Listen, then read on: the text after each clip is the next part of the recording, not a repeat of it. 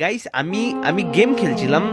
তোমরা বুঝবা না আমি কতটা এখন মানে কিরকম আমার অনুভূতিটা হচ্ছে, আমি তোমাদেরকে বুঝাতে পারবো না।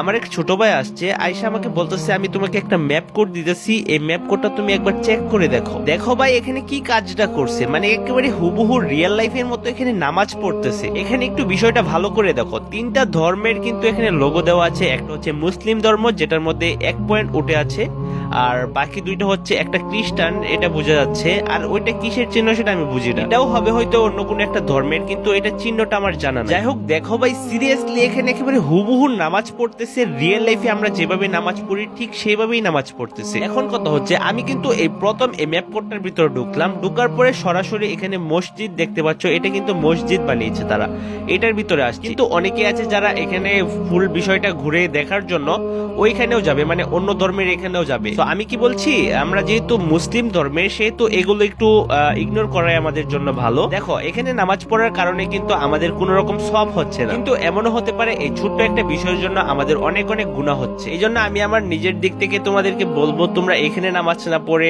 রিয়েল লাইফে নামাজ পড়ো, তাহলে তোমাদের জন্য ভালো হবে। এমনও হতে পারে দেখা গেল সবাই সেহরি খাওয়ার পরে মসজিদে নামাজ পড়তে না গিয়ে গেমের ভিতরে এসে এখানে নামাজ পড়তেছে, তাহলে বিষয়টা কিরকম হয়ে যায়। এখানে এসে যে পরিমাণে ভিড় দেখলাম মনে হচ্ছে এখানে মাত্রই তারাবির নামাজটা শেষ হলো। যাই হোক আমি তোমাদেরকে সবশেষে বলবো, তোমরা যদি এখানে আসতে চাও তাহলে আসতে পারো, সমস্যা নাই, তোমরা এখানে এসে একটু ঘুরে যেও। কিন্তু অন্য ধর্মের এখানে গিয়ে কিন্তু তোমরা সাজদা টাজদা করে দিও না, ওইখানে কিন্তু মানে পরে বিষয়টা অন্যরকম দেখা যায় না। যেহেতু গেমটাও মানুষে বানিয়েছে, আবার ক্যারেক্টার গুলো মানুষে বানিয়েছে, তোমরা যদি এখন এটাকে একেবারে রিয়েল মনে করো তাহলে কিন্তু এটা বিষয়টা অন্যরকম বোঝা যায়। যাই হোক আমি তোমাদেরকে শুধুমাত্র আমার নিজের মতামতটা জানালাম, তাও আবার আমার ঠান্ডা লেগেছে এটা নিয়ে ভয়ে দিতেছি। তো তোমরাও কিন্তু তোমাদের মতামতটা কমেন্ট বক্সে জানিয়ে যেও। যাই হোক এখন চলে যাচ্ছি, কিছুক্ষণ পরে সেহেরি খাবো। এই ভিডিওটা স্মৃতি হিসাবে থাকবে।